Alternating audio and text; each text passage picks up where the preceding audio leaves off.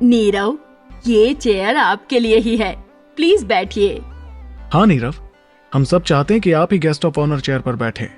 नीरव, सबका दिल रखने के लिए प्लीज बैठ जाइए। तभी नीरव ने आरव की तरफ देखा। आरव नीरव को देखकर मुस्कुरा दिया। उसके बाद नीरव ने कहा, अगर आप सब लोग इतना इंसिस्ट कर रहे हैं तो फिर मैं मना नहीं करूंगा। उसके बाद Nirav guest of honour chair पर बैठ गए और सबसे उनका हालचाल लेने लगे।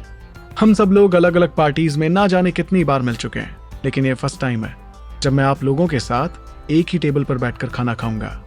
नीरव, आप जैसी शख्सियत के साथ टेबल शेयर करना हमारी खुशनसीबी है। आप यहाँ आए, हमें बहुत खुशी हुई। लोगों की बातों को इग्नोर कर नीरव ने अदिति की तरफ देखा और बोले, manager Aditi, congratulations for sky top city project. इस प्रोजेक्ट को पाने के लिए मिस्टर रणवीर ने बहुत पैसे खर्च किए हैं। Thank you Nirav. This is the biggest project of this city.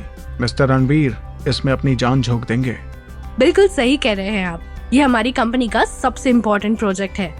मैंने सुना है कि इस प्रोजेक्ट को करने में लगभग 20 गांव हटाए जाएंगे और 1000 एकड़ के आसपास की लैंड लगेगी इस प्रोजेक्ट में। हाँ, मैंने भी ऐसा ही सुना है। लेकिन इस प्रोजेक्ट के होने से फ्यूचर में इस शहर को बहुत फायदा होगा। आने वाले 10 से 15 सालों में यहाँ टूरिज्म बढ़ेगा। हाँ, और मैंने सुना है कि इस प्रोजेक्ट का कमर्शियल डेवलपमेंट करोड़ों में पहुंच गया है अभी से ही। इन सब के बीच बीना जी और राकेश जी को स्काई टॉप सिटी प्रोजेक्ट के बारे में कुछ नहीं पता था। उन्होंने देखा कि सब इसके बारे में ही बात कर रहे हैं। अब उनके मन में भी इसके बारे में जानने की इच्छा पैदा हो गई थी। क्या है ये स्काई टॉप सिटी प्रोजेक्ट? हाँ, मैंने न्यूज़पेपर में इसका ऐड देखा तो था, लेकिन फिर ज्यादा डिटेल में नहीं गया। डायरेक्टर ऑफ हाउसिंग अथॉरिटी होने की वजह से नीरव को स्काई टॉप सिटी प्रोजेक्ट के बारे में अच्छे से पता था। वो ऐसे कई प्रोजेक्ट्स में इन्वॉल्व रह चुके थे। Sky top city project majorly 3 sectors को कवर करता है: film and television base, resorts और अम्यूजमेंट पार्क। ये हमारी सिटी के लिए बहुत ही अच्छा होगा। जैसे ही हमारे यहाँ फिल्म्स की शूटिंग बढ़ेगी, वैसे भी इकोनॉमी भी ग्रो करेगी। ये तो बिजनेसमैन के लिए पैसे बनाने का अच्छा मौका है। वो अलग बात है कि हमारे जैसे ऑर्डिनरी लोगों का कुछ नहीं हो सकता। नहीं मिस्टर चंद्रा, इसमें सबके लिए स्कोप है। वो कैसे? आप जरा दिमाग लगाइए। ये प्रोजेक्ट इतना बड़ा है कि इसमें बहुत सारी स्टॉल्स लगेंगी, कई शॉप्स ओपन होंगी, बहुत सारी एडवर्टीजमेंट होगा। आप लोग स्टॉल्स में इन्वेस्ट करके डेली कमा सकते हैं। ये सुनते ही बीना जी की आंखों में चमक आ गई। पूरी चंद्रा फैमिली में पैसों के बारे में सबसे ज्यादा वही सोचती थी। नीरव, क्या इसके लिए भी हमें किसी कनेक्शन की जरूरत पड़ेगी? अगर पड़ी तो आप प्लीज हमारी हेल्प करना। आपने मेरी बात ध्यान से सुनी नहीं शायद। रियल एस्टेट कंपनी को मिला है स्काई टॉप सिटी प्रोजेक्ट और अदिति वहाँ की एम्प्लॉय है। वो मिस्टर रणवीर के ज्यादा क्लोज होगी। ये सुनते ही बीना जी और राकेश जी की आंखें चमक उठी। उन दोनों ने अदिति को देखा तो अदिति बोली, मम्मी पापा, अभी तो जस्ट प्रोजेक्ट मिला ही है। इसके स्टार्ट होने में अभी भी 8 से 9 महीने हैं, इसलिए अभी से स्टॉल में पैसे इन्वेस्ट करने का कोई मतलब नहीं है।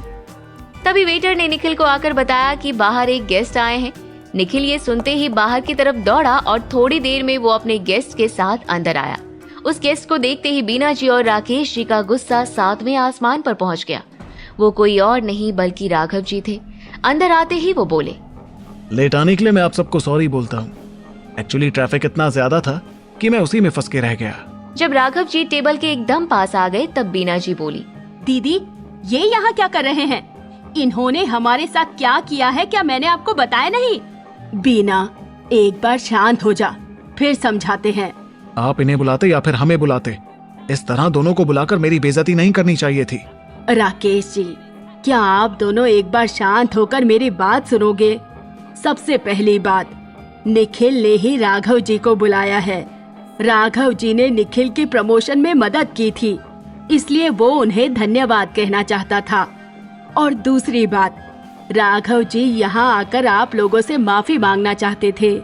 बीना जी और राकेश जी, आपका गुस्सा होना बिल्कुल जायज है, लेकिन मैं बस ये कहना चाहता हूँ कि हमारे बीच जो कुछ भी हुआ वो बस एक मिसअंडरस्टैंडिंग थी। वो सब मेरी ही गलती थी। मैं उसके लिए आप सबसे सॉरी बोलता हूँ। राघव के मुंह से ऐसी बातें सुन आरव सरप्राइज था। अभी 2-3 दिन पहले की ही बात थी जब राघव जी ने मिस्टर रणवीर की पार्टी में आरव को धमकी दी थी, और आज इतनी जल्दी इनके सुर कैसे बदल गए? आरव को कुछ तो गड़बड़ लग रही थी। राघव जी, ये बनावटी बातें बंद करिए। आपने हमारे साथ बहुत गलत किया है। और अब शनाया और अद्वैत की सगाई भी टूट चुकी है। बेहतर यही होगा कि दोनों फैमिली एक दूसरे से दूरी बनाकर रखें। बीना, एक बार राघव जी को अपनी पूरी बात तो कहने दे। मुझे पता है मैंने आप लोगों के साथ गलत किया है, लेकिन वो बस मेरे गुस्से और बेवकूफ़ी का नतीजा है। लेकिन अब मुझे पता चला है कि अद्वैत शनाया के बिना रह नहीं पा रहा है। वो मुझसे डेली कहता है कि मैं आप लोगों के पास आऊं और आपसे बातें करूं। मैं आपके क्लब वाले पैसे चुकाने को भी तैयार हूं। ये सुनते ही बीना जी और राकेश जी के कान खड़े हो गए। उन्होंने राघव जी से ये बिल्कुल भी नहीं एक्सपेक्ट किया था। अगर राघव जी क्लब वाले वो पैसे चुका देते हैं तो राकेश जी का रिटायरमेंट आराम से कट जाएगा। क्या कहा आपने? क्या मैंने सही सुना? कहीं आप फिर से कोई गेम तो नहीं खेल रहे हैं हमारे साथ? देखिए, मैं एक बिजनेसमैन के तौर पर जैसा भी हूं वो अलग बात है, लेकिन मैं एक बाप भी हूं और एक बाप अपने बेटे को इस हालत में नहीं देख सकता। लेकिन इसमें हमारी कोई गलती नहीं है। इस सब की शुरुआत आपके बेटे की उस गंदी हरकत से हुई थी। लेकिन अब हमें आपके बेटे पर भरोसा नहीं रहा। हम अपनी बेटी का फ्यूचर किसी ऐसे के हाथ में कैसे दे सकते हैं? मैं मानता हूं कि अद्वैत ने शनाया के साथ जो किया वो बहुत गलत था,